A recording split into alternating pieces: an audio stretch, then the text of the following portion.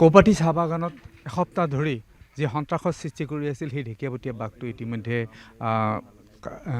পিঞ্জৰাবদ্ধ হৈছে আৰু পিঞ্জৰাবদ্ধ হোৱাৰ পাছত ইয়াক ট্ৰেংকুলাইজ কৰা হৈছে আৰু ট্ৰেংকুলাইজ কৰাৰ পাছত ইতিমধ্যে বন বিভাগৰ লোকে বাঘটোৰ ট্ৰেংকুলাইজ হোৱাৰ পাছৰ যি পৰিস্থিতি সেইখিনি লক্ষ্য কৰি আছে।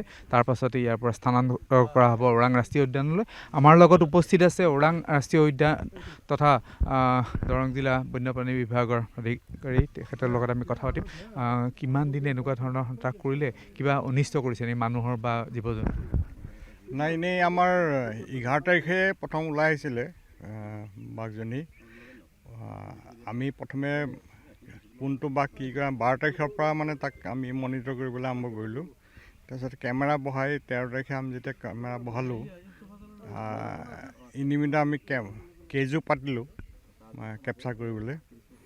তাৰপিছতে আমি কেমেৰা বহালোঁ। কেমেৰা বহাই আমি দেখিলোঁ যে এই আমাৰ আইডেণ্টিফিকেশ্যন হ'ল যে T5 মানে আমাৰ যেতিয়া আমি টাইগাৰ ৰিজাৰ্ভ আমাৰ ডিক্লেয়াৰ হৈছিলে 16 চনত, 17 চনৰ পৰা সি কেপচাৰ হৈ আছে।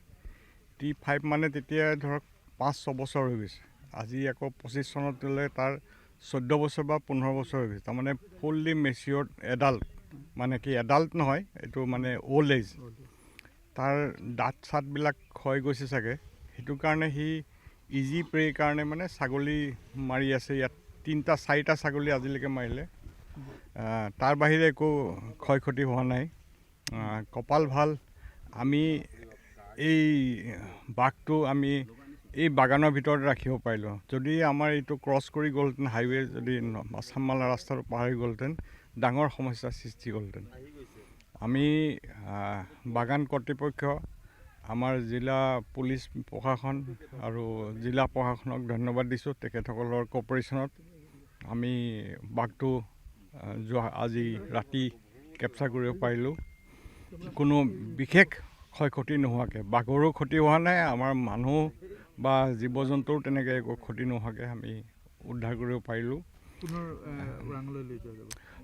আমি প্ৰথমে ভাবিছিলোঁ ওৰাঙলৈ লৈ যাম বুলি। যেতিয়া কেমেৰাত দেখা পালোঁ যে তাৰ অল্ড এজ, সেইটো বাঘটো যদি আমি লৈ যাওঁ, এৰি দিওঁ, আকৌ সি বেলেগ ফালে ওলাই আহিব। সেইকাৰণে আমি বৰ্তমান এতিয়া ইমিডিয়েটলি আমি চিৰিয়াখানাত নি তাৰ স্বাস্থ্য পৰীক্ষা কৰা যাব। স্বাস্থ্য যদি অ'কে হয় আমি ইয়াত লৈ আনিম, নহ'লে তাতে চিৰিয়াখানাতে ৰাখিব লাগিব। হয়, ইতিমধ্যে বাঘটোৰ বিষয়ে বন বিষয়ে আমাক জনালে যে এইটো বৃদ্ধ বয়সৰ বাঘ আৰু বৃদ্ধ বয়সৰ বাঘ হোৱা বাবেই আচলতে এই ধৰণে ওলাই আহিছে। যিহেতুকে বনৰ মাজত চিকাৰ কৰাত যথেষ্ট পাৰ্গত নহয়, সেইকাৰণে এনেকৈ ওলাই আহিবলগীয়া আছে। मैं आपसे जानना चाहूँगा कि आपका बागान में ये बाघ आज कैप्चर हुआ है। पहले 7 दिनों से यहाँ पर वो त्रास मतलब वो टेरर मचा रहा था। अभी आप लोगों को कैसा लगा? कितना काम बंद हो रखा था या काम चल रहा था? जब से पता चला कि गार्डन के अंदर में बाघ आया हुआ है, तब से काफ़ी प्रॉब्लम हो रही थी। इस गार्डन के अंदर पूरी वर्किंग बंद कर दी। यहाँ के वर्कर्स को दूसरी जगह काम दे के रखा हुआ था।